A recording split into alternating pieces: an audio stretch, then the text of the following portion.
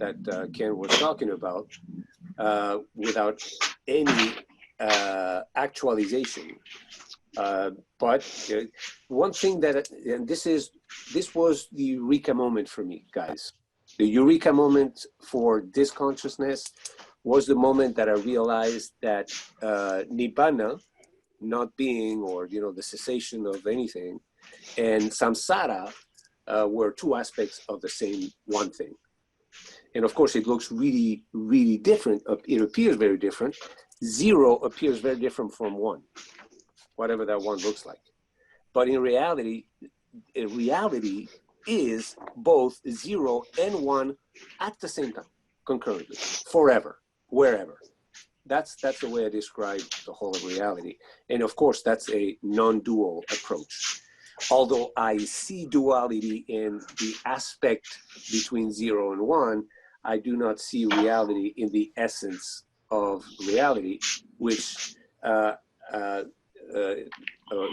0 and 1 are inherited from reality, being, pure being.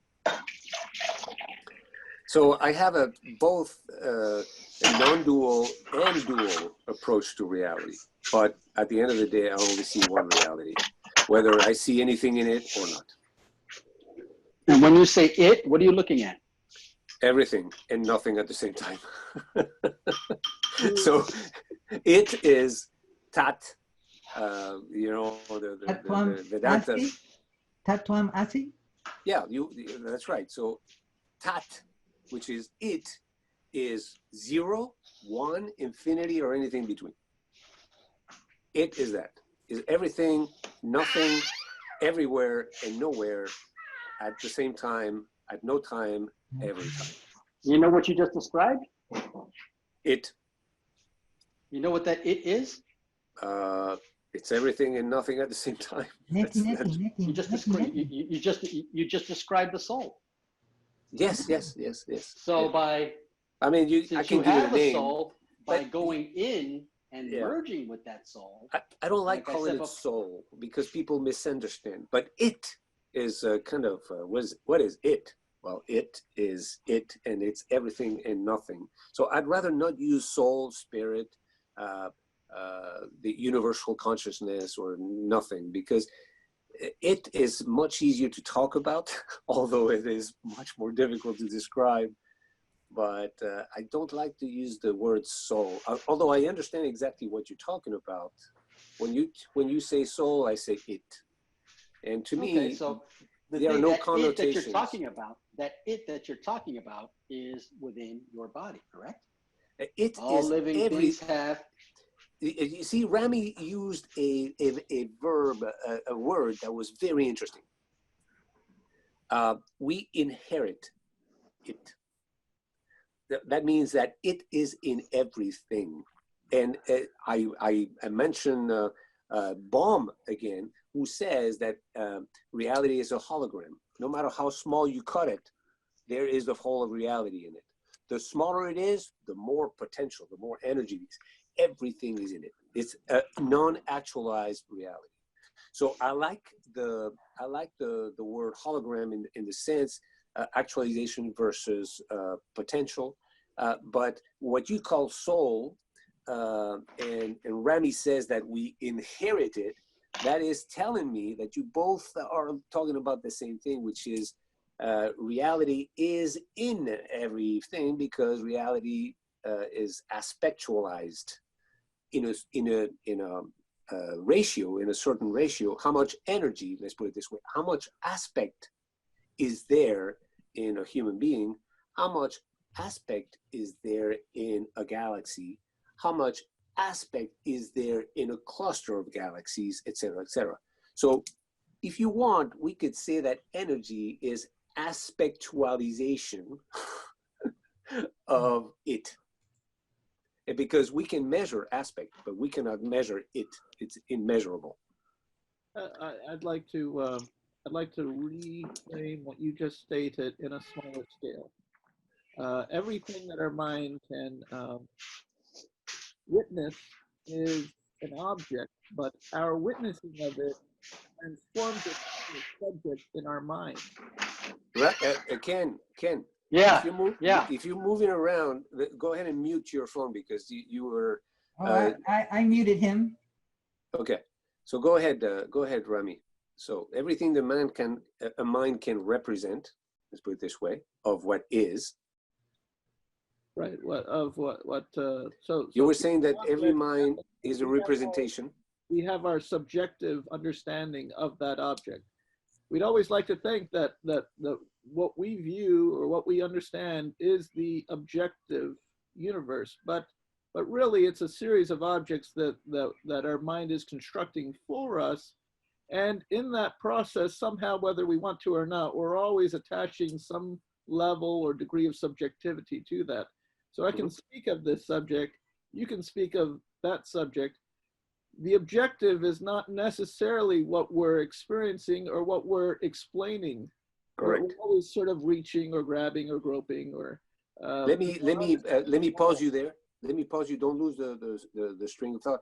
Jairo, go ahead and share with Rami that little analysis of Boltzmann's concept of reality. And you will see in it, Rami, exactly what you just said, that the mind represents what is. So the mind is always kind of extracting aspects and ideas and things of the whole thing, of it. I think that's where you were going with this, right? Well, actually, I wanted to explore the idea of territory. Because when you delve into, okay, I'm just going to watch. Oh, that's right, Boltzmann's concept of reality. Thank you. If you read that, I think it's going to tell you exactly what you are talking about. How the mind represents the whole, and how many different ways you can represent it, and how you should be very super perspectivist in how you look at things, because the whole, it is really, really, really eternal and infinite. So how do you describe it? How do you represent it to yourself? By looking at the aspects of it, because you don't see the whole thing. You don't see the non-phenomenal side of reality, the non-aspectual side of reality, which is also always infinite, an infinite non-being. So what we see of reality, according to science, is about what, 5% of the whole energy of the universe? Because 5% is, atoms and stuff that we can measure, the phenomenal thing. And that includes our mind, how the visible side is able to look at it and measure and think about it. And then there's dark energy, dark matter, I'm sorry, which we don't see, but we know it's there because of the gravitational pull of nothing. We don't see anything, but we feel the gravitational pull. That's how galaxies, stay the way they are. And then there's a freaking amount of 75% of dark energy, which I suspect is the non-phenomenal, non-aspectual side of reality, which we don't even know what it is. But actually, when you think about it, it makes the universe expand. It's like a positive force instead of a negative force. So the yin yang that the yin yang represents very well my description of reality. The yin would be the dark, the non-being, non-phenomenal, non-aspectual, and the being, the yang, or the yin, I don't know which one I called it, is the phenomenal side of it. But they're both the same thing. They're not different. They look different. They feel different to our consciousness, but they are the same thing. And it's infinite too. So that yin yang, we see it as a circle, but the circle has no boundaries. It's everywhere, all the time, etc., etc. But those two qualities of being and non-being, nibbana, samsara, are easily distinguishable by a self-aware mind.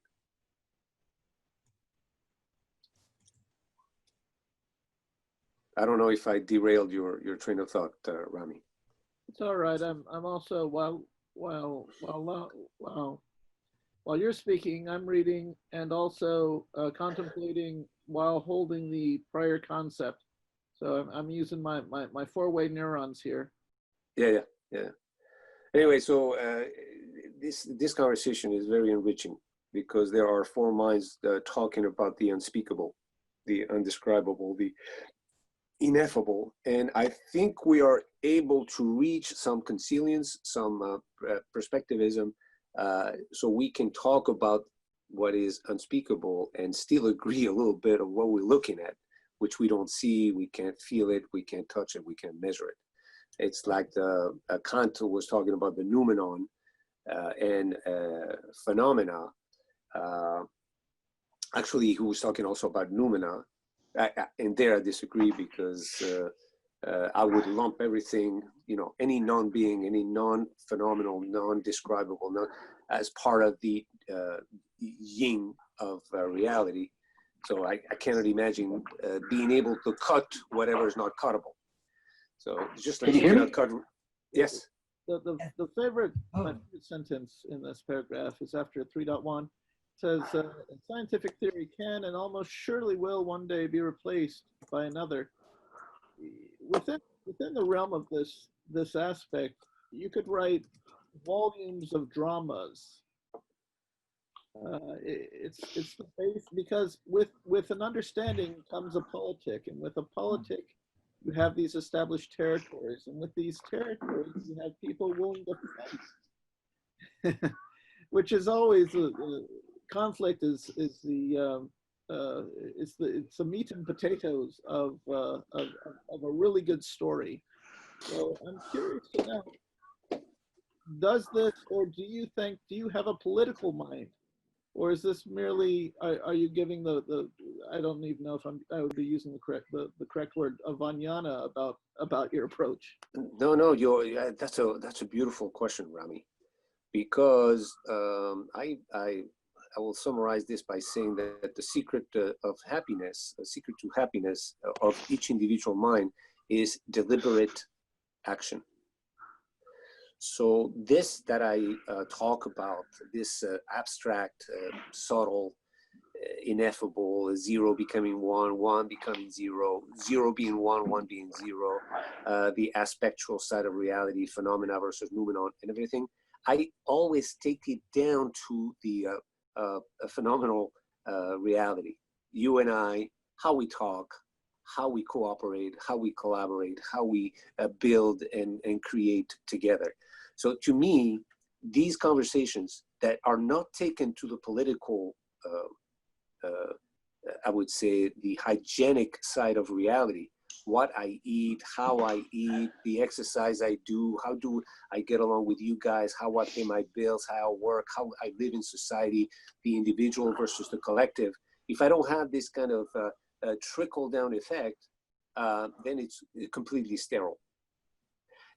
So yes, I have a political mind that applies these nonsensical, abstract, ineffable ramblings about the nature of reality into how do I live my life in the conventional sense, this from the conventional perspective. So I'm very political. I have very strong, or at least I have very clear ideas what politics should be. I analyze very, very closely the social contract. There are three thinkers that talked about the social contract. Well, I'm going to be the fourth one. I see the very, very importance of the social contract, how the individual connects to the collective and how the collective connects to the individual. And I create a yin-yang in there. What is my responsibility, my civic responsibility as an individual towards the collective that I belong to, that I play in? You know, I'm in a game of soccer. I have to play by the rules, but also I'm a thinking player. So I could say, hey, this rule here is not right. We should change this rule to make the game better. So I think very, very deeply about my responsibility as an individual within the collective. And I see on the other side the liability of the collective, the responsibility of the collective towards the individual. How do we marry that? And how do we create a politics, a rule of the game where the collective gets better while the individual gets better within the collective? They both, grow and become better and happier. So yes, that your question is very important to me, because at the end of the day, talking about the quantum nature of reality and defining the soul as a degree of self-awareness of the aspectual side of reality, if we are not humanly happy and thriving and sharing and growing together, we don't have a culture. Culture is very important. If we don't understand that we are, you are me, I am you, we need to cooperate, collaborate, and build an environment that is sustainable and clean and pleasant, and that helps us thrive and grow and be happier and be enlightened, all of us. And then this is wasting time. I hope I didn't misunderstand your question. We're on target. Okay. I believe. I was telling Ken before. I don't know if you heard my analogy, but I believe that knowledge has two aspects, just like reality has two aspects: the non-phenomenal and phenomenal. Knowledge has two aspects: the conventional knowledge. You and I talking about how we should plant tomatoes and what time of the year, and the non-conventional one, which is applying these ideas about the nature of reality, the soul, and et cetera, and combining those in a conciliant way to create growth and happiness. Sukha instead of dukkha. To go from dukkha, which is stress and suffering, to sukha, which is well-being, health, and growth, but sustainable growth, not ignorant growth. And that is the beauty of, at least in my view, of this kind of conversation. And that's what I would like to build. I have a website. www.trickledownwisdom.com, where I kind of throw at the reader this combination of conventional and non-conventional wisdom and knowledge. I talk about a transversal way of thinking, which combines both to the betterment of the individual and of humanity as a whole. That would be my school of thought. It's like, hey, let's build something beautiful at the combination, from the combination of conventional and transcendental knowledge. Thank you for your time this morning, and thank you for Boltzmann. Yeah, I found him a couple of days ago. I'm always looking for something interesting, and now I need to detach. I need to go, but I found this Zoom session extremely. Let's do it again next weekend. I'm so glad you. Isn't it? The 4th of July. Yes, I'm so glad you recorded this, Jairo, because many times, many conversations that I have. Podcast. I think this is a beautiful one to share out there, because we went from zero to infinity, and we ended up in politics, or at least the idea of politics. What do we do with all this beautiful knowledge of the soul? So next week it'll be on the politics of freedom. I am, if I can, I think I'm gonna, if you can copy me or give me the link to it, I'm gonna post it on LinkedIn. Okay. LinkedIn is one of those where I try to, I have quite a few contacts in Europe, in Spain, because that's where I come from. And there's a lot of suffering out there now with the pandemic and the economy, and a lot of people suffering and trying to find out what the hell is going on. And if you don't mind, I would like to share this very long Zoom conversation on LinkedIn. Oh, okay. I could turn this conversation into a podcast, and I'll send you the link of this episode. Absolutely. And if you don't mind, I would like to put it on trickledownwisdom.com. Also, okay, for whoever may want to know what the trickling down of transcendental wisdom to the human level and how it works. And this is all this conversation The was trickle about. down wisdom sounds so elitist. Maybe you need a guru. Maybe you need a Luis Del Pino guru to receive it. You know, at the end of the day, the knowledge of reality regarding itself is very subtle. It just doesn't happen really easy. And that's why I think that although enlightenment or auto enlightenment, you know, like instantaneous enlightenment is possible, I find it very improbable, because you have to put a lot of things together in order for reality to see itself in its splendor, in its infinity and eternity, and that is too abstract for. At least to consider that like a feeling of the oceanic feeling and all that. Yeah, you can have those feelings, but the true moment of reality seeing itself perfectly through cognition, logic, science, and the feelings that come with it. Because of course, enlightenment is very pleasant. Nirvana or nibbana is very pleasant. It's sukha. But it comes with a lot of intricate, abstract notions that I don't believe that happen like that very easily at the human consciousness level. That's my take on that. Enlightenment takes work. That's what I say. Well, you see, what I look at it as enlightenment. You know, enlightenment. I look at it more as enlightenment. Enlightenment. Yeah. In other words, what you're describing is as being able to not be understood is if you take again that approaching it through the aspects instead of the one. Of course, it's going to take time. Of course, it's going to be difficult to understand. Of course, it might take lifetime after lifetime after lifetime to get to a certain level of understanding. Yes. Whereas if you take and focus on the one, which is the Atma, we focus on the soul and merging with the soul and having the direct experience, everything that you described becomes answered in one fell swoop. The Atma is Luis Del Pino's reality, seeing, being able to use our tools to see itself.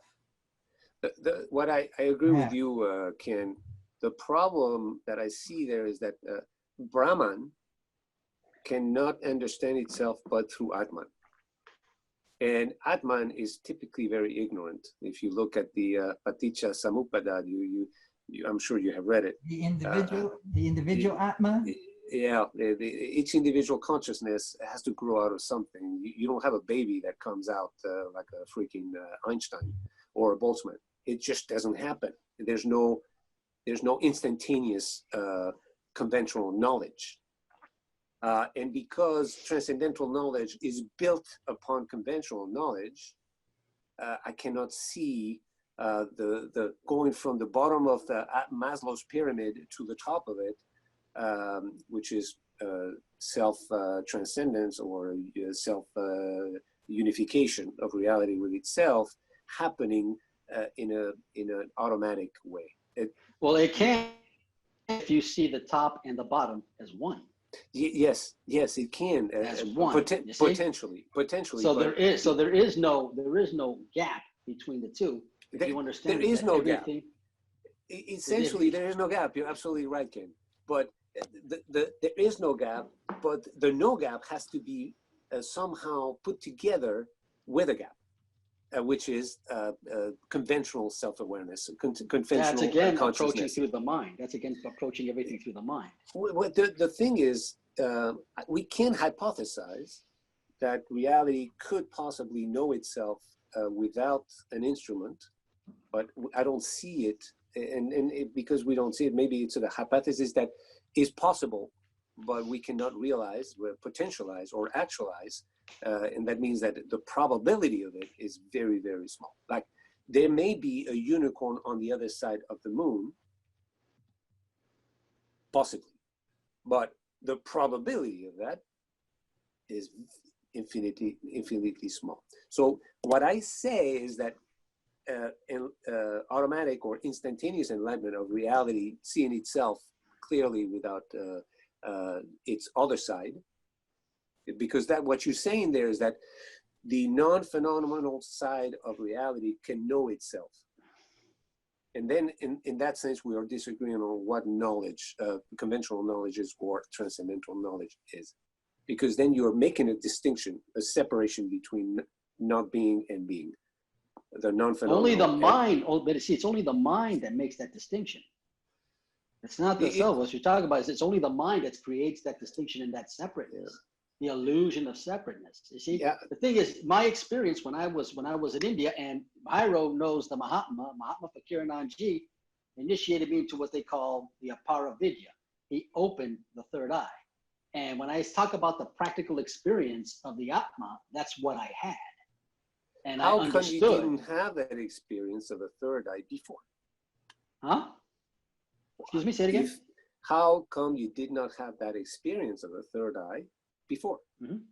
Because my karmas were not ready or resolved in order for me to be able to receive that knowledge. In other words, if I had received that knowledge before, it would have meant nothing. It would have been something like a fad and just taken and gotten away.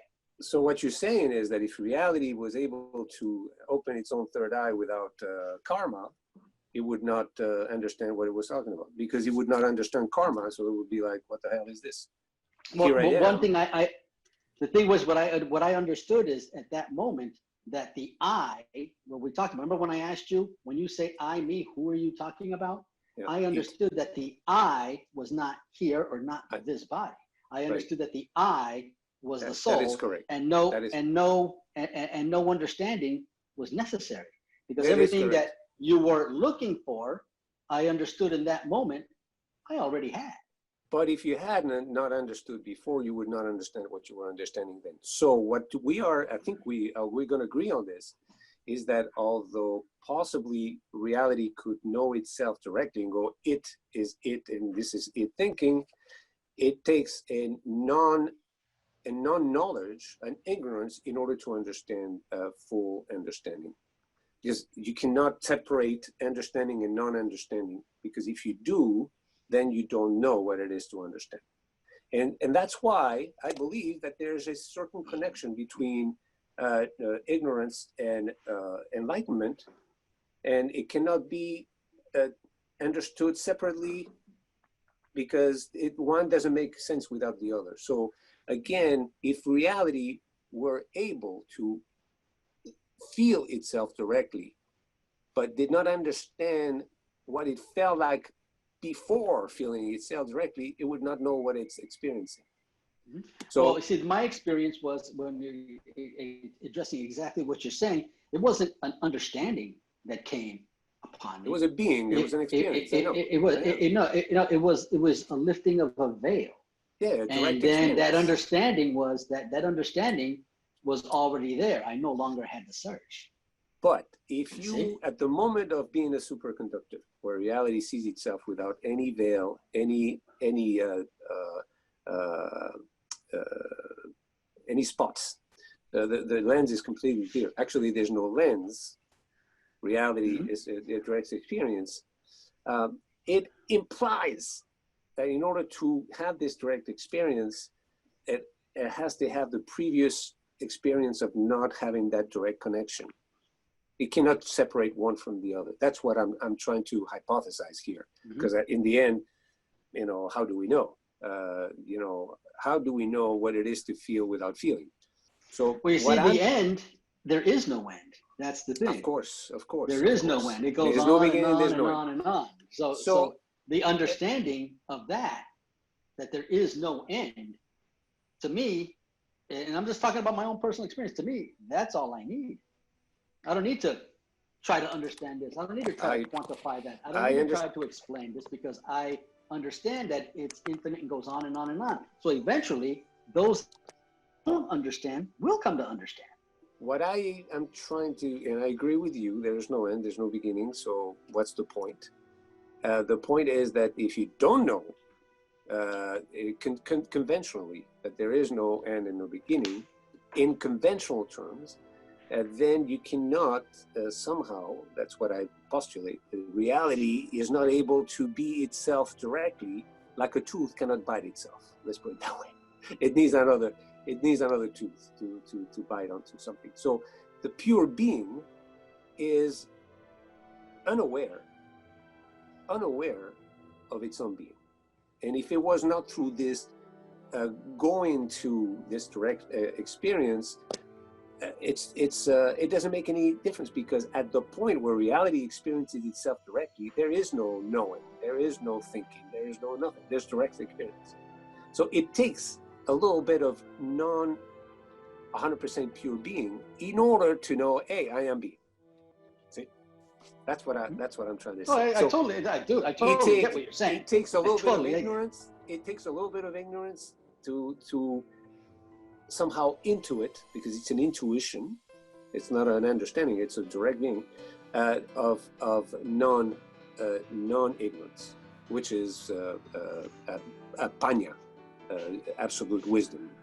And so one cannot be without the other. That's what I'm saying. Now, how long that distance is between 0 and 1, how difficult it is to get to, that panya, that samadhi, that direct experience coming from a non-direct experience. I suspect that it takes lifetimes. Like you see, it takes lifetimes. It's always happening in a sense. So basically, each individual consciousness is a chance for reality to experience itself directly, but it does that one consciousness at a time. That means one ignorance at a time. That's my hypothesis, at least. And the fact that this consciousness is aware of that there is a direct experience of reality, the fact that this consciousness can say, I am the whole of reality, talking about itself right now, that carries a lot of weight. And without this mind thinking that very deep direct experience would be lost, because reality does not know. So I am the instrument through which reality is able to feel like I am every freaking thing and nothing at the same time. Isn't that beautiful? Reality cannot do that without this consciousness. And I am it thinking about itself. So the moment that I don't have an identity about myself, I know Atman is Brahman, Brahman is Atman. This is the whole thinking about itself with this very subtle abstraction. That's the beauty of it. The more you get, the closer you get to non-being. That's the absolute being. Brahman is non-being, but the being is the aspect of Brahman. So the closer ignorance comes to non-being, so that avidya becomes vidya, it becomes panya. That experience, the very point, the getting to the other shore, is that incredible sense of oh my. We're in total agreement. But I'm saying that journey that you described is going within towards yourself. Yes, that's the only thing I'm saying. How long it takes to get to that point that's where I think that it takes time. It just doesn't happen like that. I mean, some people that depends on karma. That depends on what your soul needs to go through and learn in order. When you went to India and you were presented with those concepts, and all of a sudden the light bulb went off. That was instantaneous.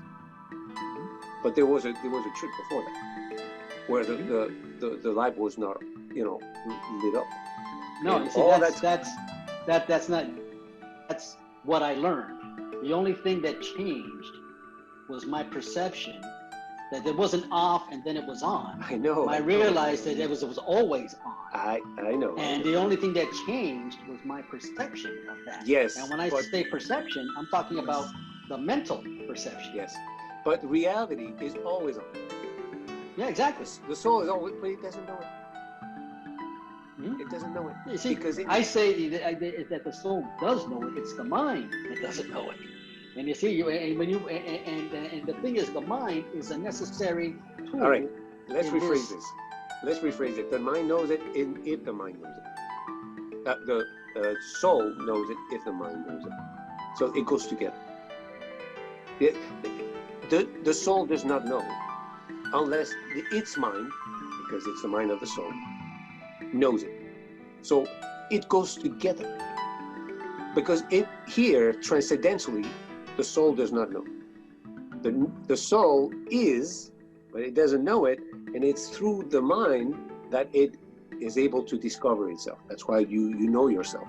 You go in, know thyself. The reality is knowing itself through its own mind. But it needs the mind to know itself.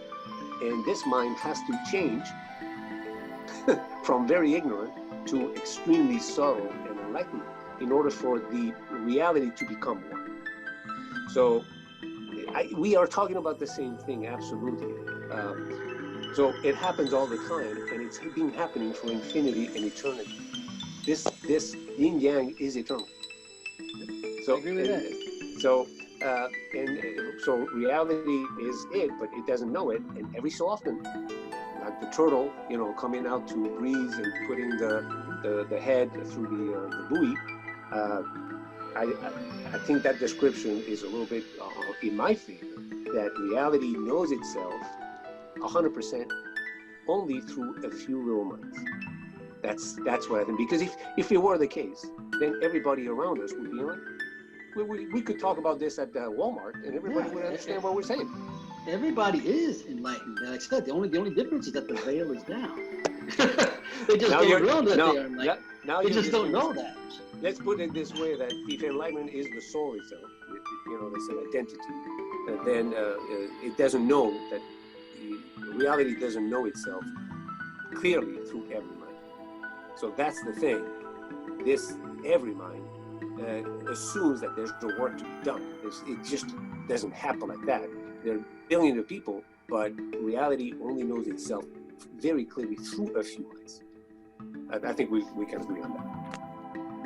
Oh, I don't disagree with anything you said.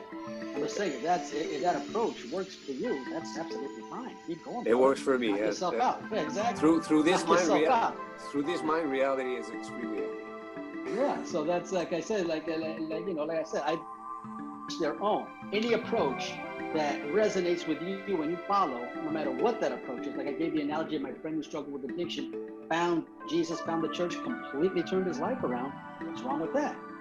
Nothing. That's it, because that's where he's supposed to be. So anyway, like I said, God bless you, knock yourself out. If that's how you want to see things and present it, and you can help people along their path, God bless you, more power to you. It's not about, that it's not about right or wrong.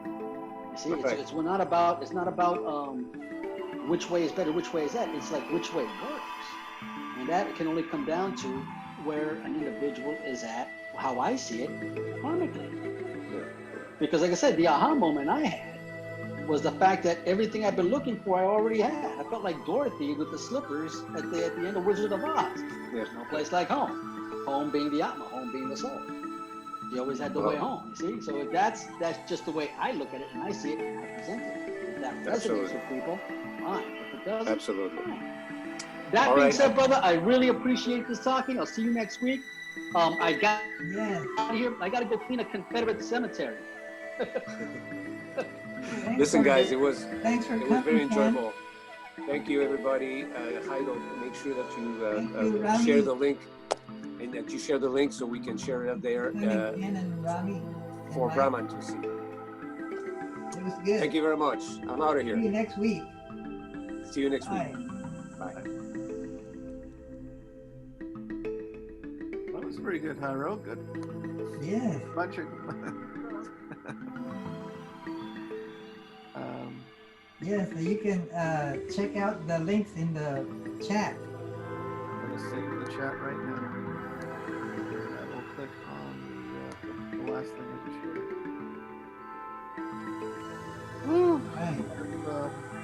It's still on. Now he's gone. And you've put new things in, so this is wonderful. I'm looking forward to it. Yes, I created a little podcast. And I forgot how to log in though with my password, so I reset my password from the browser, but it's on my phone. And I know you've got some material between May 31st and June 27th. Oh, I do? You do, because you've been holding news almost every Saturday morning. Oh yes, I should put this on the. Next Saturdays I should put this on Central Florida's also.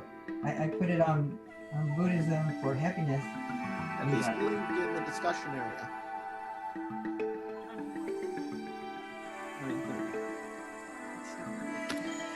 I have to take my mother to an appointment. It was very good seeing your face and Yes, thank you part of this. Thank you for very much. joining us for Good night. another Saturday morning live. We wasted all that time. Another 2 hours wasted. Have a great rest of your day. Good morning. Bye. Good night.